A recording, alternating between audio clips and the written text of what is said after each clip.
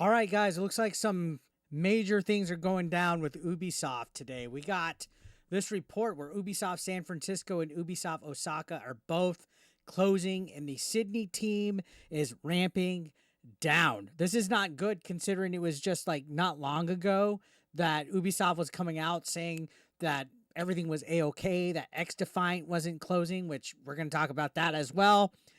Things are going bad for Ubisoft, who's already had a terrible fucking year. Stock was at an all-time decade low.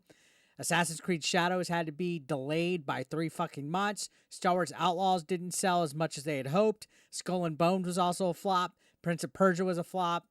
Ubisoft removed me from their creators program. I mean, the list goes on and on and on.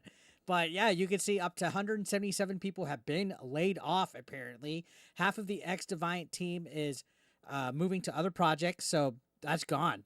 Ubisoft had hoped the game could compete with Call of Duty, but was recently denying shutdown rumors amid declining player numbers. So yeah, that was a couple months ago, actually, like maybe 1 or 2 months ago. They were saying that they were still holding strong, and that was supposed to be the COD killer, guys. I remember that was a big deal when that came out. I played it like once or twice on beta and then after launch, and I was just like, you know what, this ain't for me, this ain't vibing. And yeah, we have actually a correction down here at the bottom where it says correction updates cuts are expected to be closer to 277, not 177. The Ubisoft San Francisco production studios closing, and the San Francisco business office will be remaining open. So this is no fucking surprise, to be completely honest. We've seen how everything's been going down with Ubisoft this entire year, like I said, and people were calling it out. Grums made his little tweet about it saying Ubisoft takes another hit, shuts down XDefiant. So that's big. I think they spent a lot of money. I'm not sure what the money is or the cost that they did with XDefiant, but it can't be good. It can't be good. Yorch Torch, which shout out to them, says another one bites the dust not even a year after launch. Common Ubisoft L. So here's a message to players, I guess, that they sent out. We have a couple articles that we're going to look in here, but you can see people are just totally burning Ubisoft.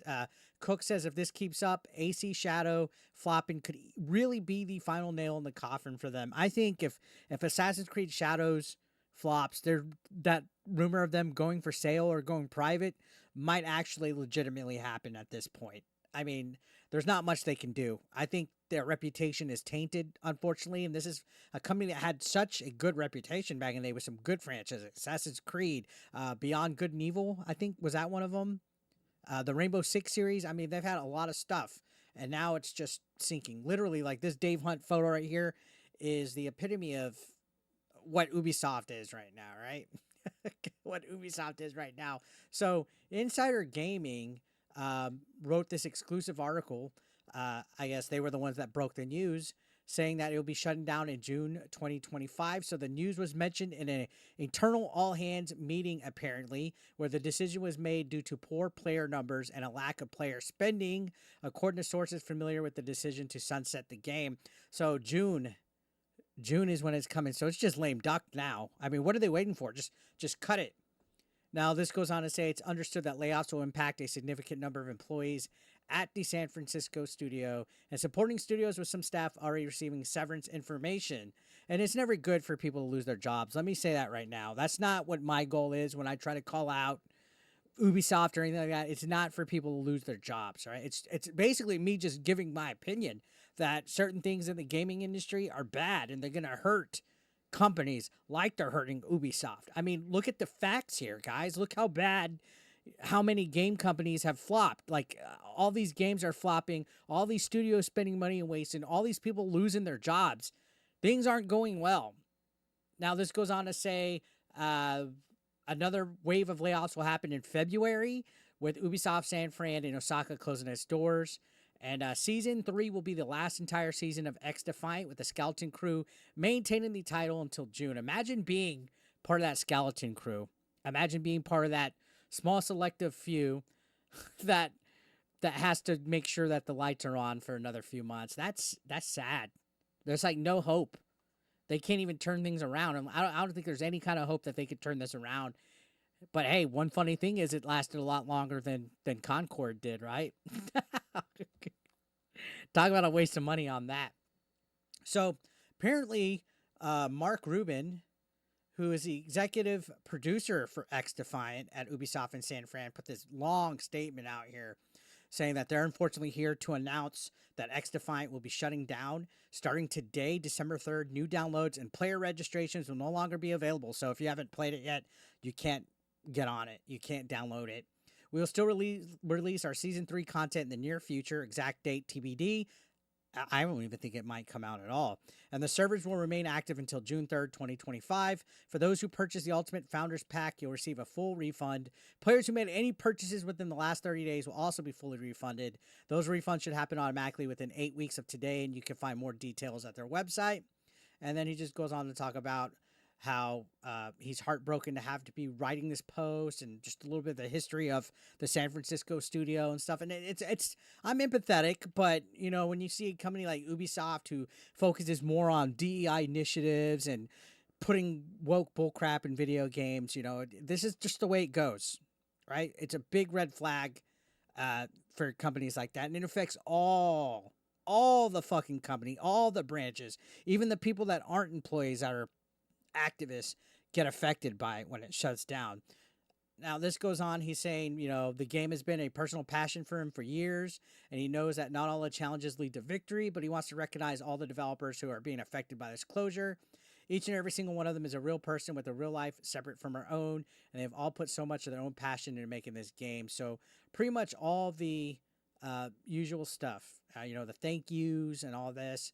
I don't know if they're getting cooked in the comments, but I guess it does look, I mean, G5BB, shout outs to them, says, I will never forgive y'all for letting this game die, you fucking COD nerds. Y'all just showed Activision y'all truly don't care about skill-based matchmaking with all the crying y'all do.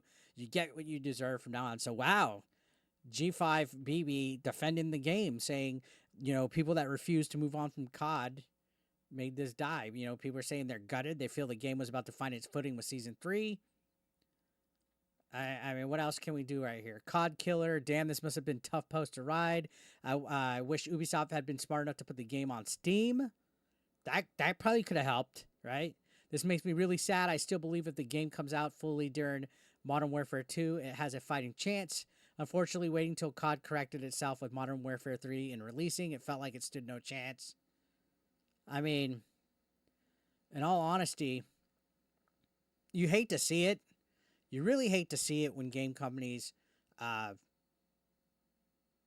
to shut down games and services and stuff. But again, this is something that has been going on with Ubisoft for quite some time.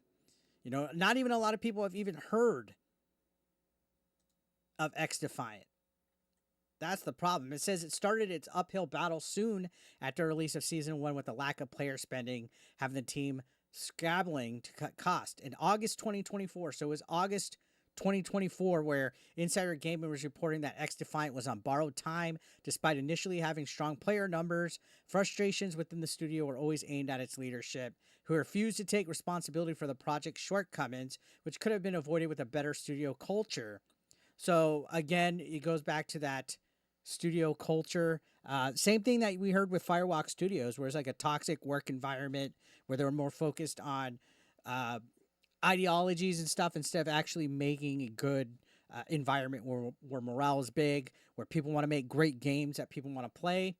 You can see in late March 2024, this reporter who worked for Insider Gaming says the reporter on the studio's toxic work culture, and despite an internal investigation that concluded last month, they were told that the issues have been swept under the rug and that its problems were still prevalent. So that's interesting. I don't recall that story. Let's go ahead and clock onto that if we could possibly do it. Is it not going to fucking load? I guess not. So let me see if I can pull that article up right here. Sometimes these websites are really finicky with their advertisements getting in the way. There we go. So behind XDefiant's toxic work culture crunch and years of delay. So this was in August that this person by the name of Tom Henderson reported that there was a lot of stuff inside of this. Apparently it was called the Boys Club. The Boys Club was the name given to a select few individuals who caused constant problems for the game's development, and the term was collectively agreed upon by some members of the team to feel a sense of camaraderie. But years later, that group grew to a dozen or so both male and female individuals, and its term has evolved into something much more bitter than the studio. The group has been the cause of missed deadlines, crunch, a toxic work environment, multiple people leaving the project. Okay, so apparently there's a little clique here that had issues that would cause the team's development to be a toxic work culture, right? Very, very interested. It's a closed group of protected individuals who think they're better than everyone else and do as they please. So yeah, that's exactly what sounds like what happened to Firewalk at Concord. Firewalk Studios with Concord as well. There was a little click of if you didn't comply with the echo chamber, you'd get forced out. So yeah, looks like Ubisoft San Francisco and Osaka are closing down, guys, and XDefiant is no more. So let me know your thoughts in the comment section down below, guys. Love to hear what you guys have to say, and subscribe if you haven't. If you're brand new, if you haven't hit that subscription button, consider doing it now. We're close to 94,000 subscribers. I'd love to have you guys be part of the team. Thank you so much for watching. Take care.